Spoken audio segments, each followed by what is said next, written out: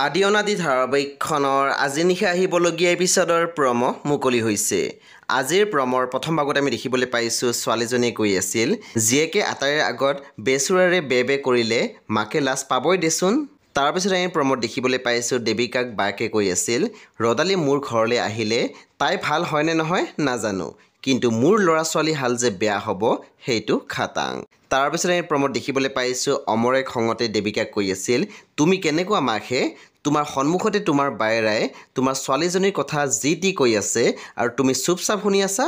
তেতিয়া আমি দেখিবলৈ পাইছোঁ দেৱিকাই মাত দিছিল, মই তোমাক হাতযোৰ কৰিছোঁ অমৰ, অকণমান মনে মনে থাকাচোন। সেই বন্ধু বান্ধৱীসকল, আজি নিশা 9 বজাত ৰং টিভিত আহিবলগীয়া আদি অনাদি ধাৰাবাহিকখন খুবেই বেছি ইণ্টাৰেষ্টিং হ'বলৈ গৈ আছে। সেই আপোনালোকে চাবলৈ একেবাৰে নাপাহৰিব। পৰৱৰ্তী আপডেটৰ বাবে আপোনালোকে মোৰ চেনেলটো ছাবস্ক্ৰাইব কৰি কাষত থকা বেল আইকন টিপি দিবলৈ একেবাৰে নাপাহৰিব। আৰু প্লিজ আপোনালোকে মোৰ ভিডিঅ' এটা লাইক কৰি দিব।